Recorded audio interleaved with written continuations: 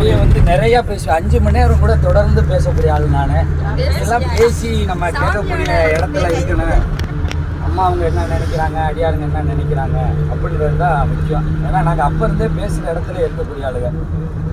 வேலைக்கு வந்த காலத்துலேருந்தே வந்து அதே நிர்வாகத்தில் இருக்க ஆளுங்க வந்து அதிகமாக பேசுகிறத இது பண்ணுறதில்ல. மற்றவங்க பேசுகிறத என்ன சொல்கிறாங்க அப்படின்னு ஒரு கவனிக்கிறது அந்த சிந்தனையில் தான் இருக்கிறதுனால நம்ம அதிகபட்சமாக சில இதுகளை சொல்கிறேன். அது வந்து நம்ம கேட்டுருக்கோம். அதாவது உள்ளம் பெருங்கோவில் ஊன் உடம்பு ஆலயம், வள்ளல் பிரானாருக்கு வாய் கோபுர வாசல். இந்த வாய் தான் நம்மளுக்கு என்னது?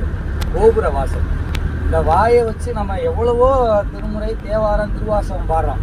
அது எப்படி நம்ம வாழ்க்கையில் எப்படின்னா, நம்ம ஊரில் வந்து இந்த சட்டி அடிக்கிறதுக்கு கட்டி விடுவாங்க. கண்ணை கட்டி இப்படி சுற்றி விடுவாங்க. சுற்றி விடுவேன் என்ன பண்ணுவேன், ஒரு மாதிரியை நம்ம திருப்பி விடுவோம். அந்த மாதிரி நம்ம இருக்கிற சமுதாயம் நம்மளை ஒரு பக்கம் திருப்பி விடும்.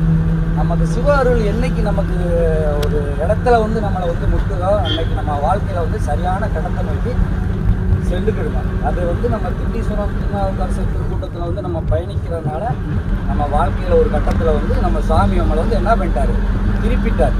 இன்னும் வந்து மாற்று வழிக்கு நம்ம போக வேண்டிய அவசியம் இல்லை. அதை நம்ம வந்து அந்த உள்ளம் கோவில் தான், இந்த உள்ளத்தை தான் நம்ம கோவில் ஆக்கணும். அதுக்கு சிந்தனையை நம்ம வந்து சிறக்க செய்யணும்.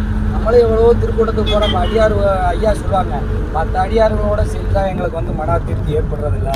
அண்ணாமலையாருக்கு 1000 லட்சக்கணக்கான பேரில் போய் சுற்றினா நம்ம மன நிம்மதி படுறதில்லை. ஏன்? மற்றவங்க செய்கிறது நம்மளை வந்து என்ன பண்ணுது, பாதிக்குது. அதனால் நம்ம திருக்கூட்டத்தை வந்து ஒரு நெறிப்படுத்துறதுக்காக சில விஷயங்களை, ஒரு கட்டுப்பாடுகளை நம்ம வந்து என்ன பண்ணுறோம், செய்கிறோம். சிலதை வந்து நம்ம என்ன பண்ணுறோம், ஃபாலோ பண்ணுறோம்னா மற்றவங்க மாதிரி நம்ம வேஷம் கட்டணும்னு நம்ம நினைக்க வேண்டியதில்லை.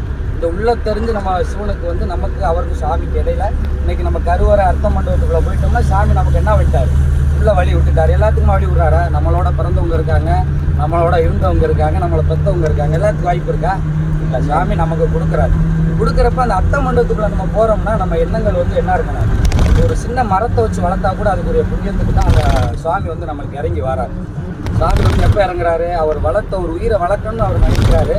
அந்த உயிரை நம்ம வளர்க்குறோம். அந்த உயிரை வந்து இப்போ ஐயா வந்து என்ன பண்ணுறாரு, நெறிப்படுத்துகிறப்போ ஒரு நாயன்மார் குடும்பம் மாதிரி இருந்து அதை வந்து செயல்படுத்துகிறாரு. அப்போ அந்த குடும்பத்தில் நம்ம ஒரு ஆளாக போகிறோம். இந்த திருக்கூட்டம்ன்றது ஒரு குடும்பம். இந்த குடும்பத்தில் நம்ம ஒரு மற்ற இடத்துல இருந்தாலும் நம்ம ஒன்று சேர்ந்துட்டோம். அப்போ அந்த கூட்டத்தை வளர்க்குறதுக்கு நம்ம என்ன வழி, நம்ம வந்து என்ன சொல்கிறாங்க அப்படின்னு சொல்லிட்டு அடியார்கள் பயணிக்கிறாங்க. நம்ம கூட வரவங்க மிக சிறந்த அடியார்கள். அவங்க மாதிரி இல்லை இருந்தாலும் இல்லாட்டி எது ஏற்றுக்கிறோட பக்குவங்கள் நமக்கு வந்து அதிகமாக வந்துருச்சு. இப்போ நம்ம சந்தேகங்களை நோய் வெளியே கேட்கணுமா, யார்கிட்டையும் கேட்க வேண்டியிருக்கா? நம்மளோட சிறந்தவங்க இருக்காங்களா அப்படின்னா நம்மளோட சிறந்தவங்க இருக்காங்க. ஆனால் நம்ம பயணப்படுறத விட சிறந்தவங்க யாருமே பயணப்பட முடியாது. என்னோட கருத்து. நம்ம தேவாரம் பாடுறோம், திருவாசம் பாடுறோம், நிறைய கேட்குறத விட சாமி இப்போ நான் பயணிச்சு இப்போ 4-5 வருஷத்தில் சுவாமி நம்ம திருக்கூடத்துக்கு என்ன பண்ணி வச்சுருக்கான்றது நம்ம முழுமையாக அப்போ வந்து உணர்ந்துட்டோம். அன்னதானம், அடுத்து உழவார பணி, நந்தவன மெத்தல், எப்பயுமே சாமி பக்கத்தில் இருக்க பணி தான் நம்மளுக்கு கிடைக்கிது. இப்போ வந்து சிவாச்சாரியார் பணி நம்மளுக்கு கொடுத்துட்டாரு.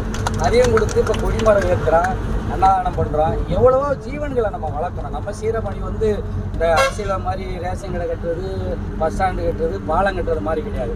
இது வந்து உயிர் வளைக்கிறது. அவரோட பணியை வந்து நம்ம என்ன பண்ணுறோம், மேற்கொண்டு செய்கிறோம்.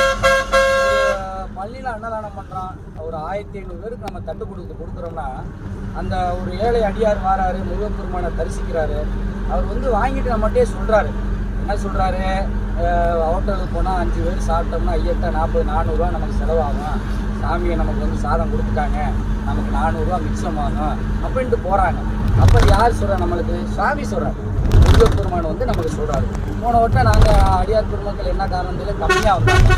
ஐயா வந்து எதிர்பாராத காரணமாக வந்து என்ன பண்ணிட்டாரு, வர முடியல. நாங்கள் 4 பேர் தான் போகிறோம். இங்கேருந்தே போகிறப்ப என்ன செய்கிறது, எது செய்யணும் போகிறோம். போன ட்ரிப்பு அன்னதானம் பண்ணதே எங்களுக்கு தெரியலை. அதாவது நாங்கள் 4 பேர், சாமி ஒரு ஆளாக நின்ட்டார். வரிசையில் நிற்கிறவங்க கூட சத்தம் போடலை. அவன் பாட்டுக்கு லைனில் வந்துருக்காங்க. இந்த மாதிரி நம்ம எடுத்து மொய்க்கிற கால் தான் நம்மளுக்கு முக்கியமான கால். அதை மீறி நடக்க வேண்டிய சேலை வந்து சுவாமி நம்மளுக்கு வந்து செஞ்சுக்கிடுவாங்க. அதில் வந்து மாற்று கருத்து இல்லை. நம்ம சிந்தனை இதே நோக்கத்தில் நம்ம தவற விடாமல் இந்த சாமி கொடுத்த வாய்ப்பை சிறப்பாக நம்ம பயன்படுத்தி வாழ்க்கையில் வந்து நம்ம ஒரு நிலையை எட்டணும்னு நினைக்கிறோம்.